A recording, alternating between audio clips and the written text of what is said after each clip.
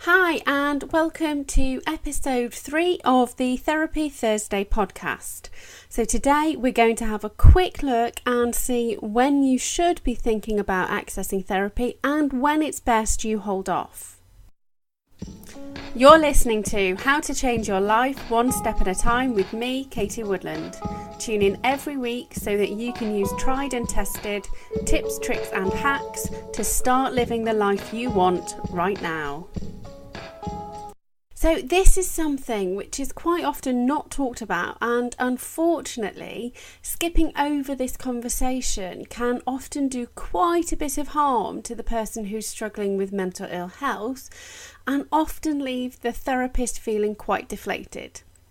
Simply because if you have therapy at the wrong time, then it's very unlikely to help you move forward. Of course, there are other factors you need to consider, so whether the therapist is the one for you and whether the therapy is the right type for you. But even if those are a little off, getting this wrong will pretty much guarantee failure. So I know this sounds like I'm placing a lot of pressure on you, so don't worry. Once I explain how you know when the right time is, it's likely you'll feel a weight lift. Personally, I think working this out needs to happen before you look into the type of therapy you want and well before you start interviewing therapists.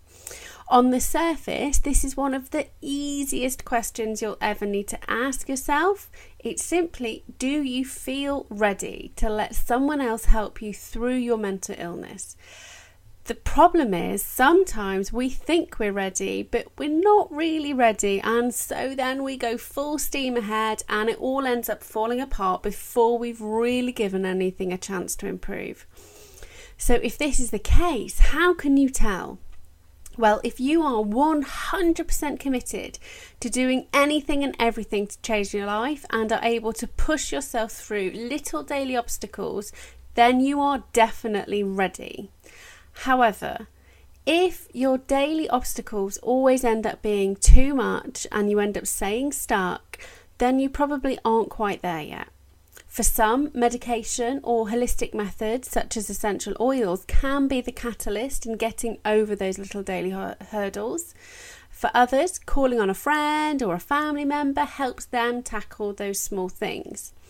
Now, if you're really struggling to overcome those daily hurdles, then this is where you need to look first. You need to get a little outside help so that you can have some little wins every day and start showing yourself that change is possible. If you haven't experienced these little wins, then you have no proof you can change, and this will be the biggest stumbling block you face when you head into therapy. Unfortunately, I can't say to you that if you have little wins every day for a set number of days, then you'll be ready. It's completely dependent on your circumstances.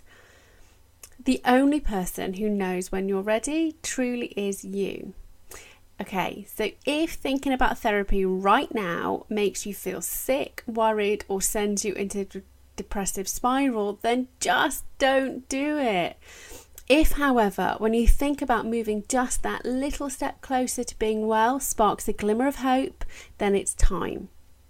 Now, because I want everybody to get well, if you are one of those who has a negative reaction to the idea of therapy, here's something you can do to help move you towards being ready.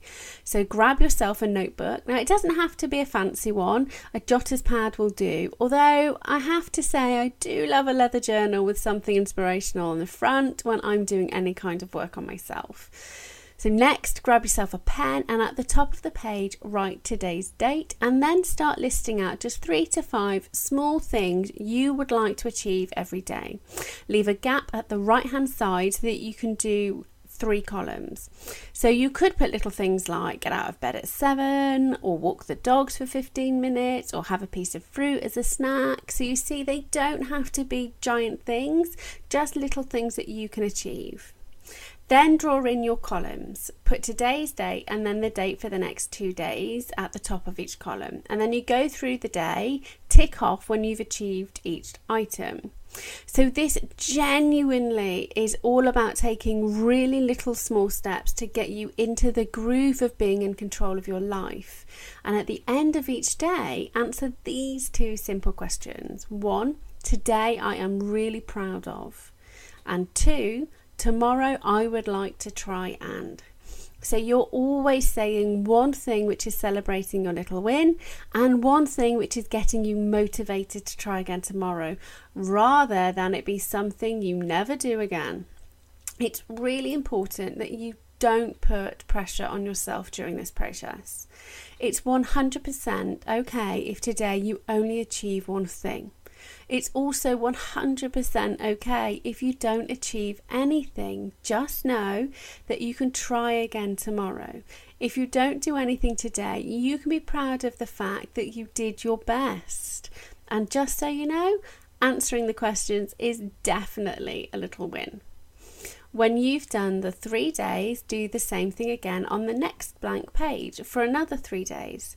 Slowly build this up to 10 things a day and tracking 7 days straight. Again, these 10 things are not about taking giant leaps. They are small, manageable things that you can do on the days you're feeling good, but struggle with on the days you're a little wobbly. So it's nice to have these in a little book because you can then go back and see how far you've come. And once you're able to achieve 85% of everything you plan every day for at least a month straight, then you will be ready to beat down those therapist doors.